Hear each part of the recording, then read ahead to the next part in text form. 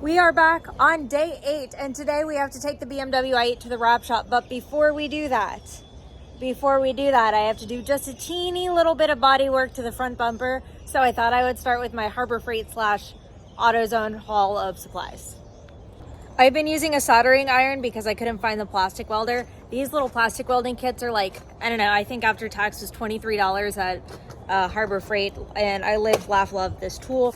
Obviously had to stop and get some candy and Red Bull for myself, and then got the rest of the supplies that I needed to actually do the body work on the bumper. So the first thing I'm going to have to do is, God, I hate looking at this. I'm gonna have to come in here and plastic weld this back together and flatten it out. Then once that's done, I'm going to level everything with this body filler. I also got this at AutoZone. I think it was like $11 or $12, just regular body filler. Then we're going to do some sanding and fill it with some, no, not that. Fill it with some adhesion promoter. Adhesion promoter is super, super important when you're doing anything with plastic. Of course, other things, but very much with plastic. And then we're going to lay some filler primer over it, let it dry and cure, and take it to the wrap shop today.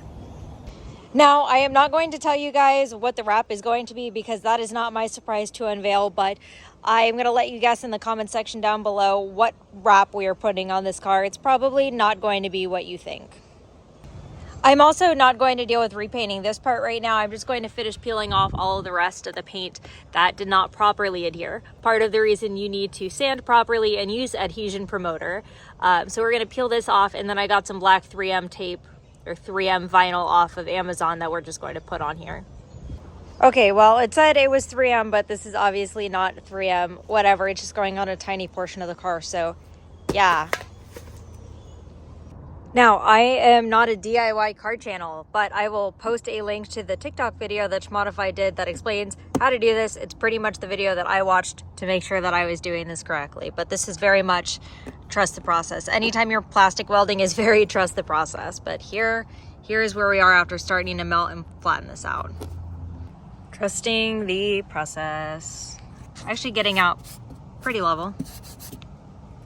Trusting the process. Okay, now we're gonna go on this. Well, I'm gonna clear off this little area right here to make sure the scratches don't come through. And I'm gonna use the adhesion promoter, and then I'm gonna use the filler primer. We have to leave in like an hour, and the only person I could blame for this rush is myself. Help. 2 layers of adhesion promoter. First layer waited 10 minutes, second layer waited 10 minutes. Now I'm going in with the filler primer. And then we let it cure and take it to the shop in an hour. Yay. First layer down. Now we wait. I don't know, I'm gonna have to read these. I can't read. This layer of filler primer is on, and I can see everywhere that I made a mistake, but it's ready to go to the wrap shop as soon as this cures.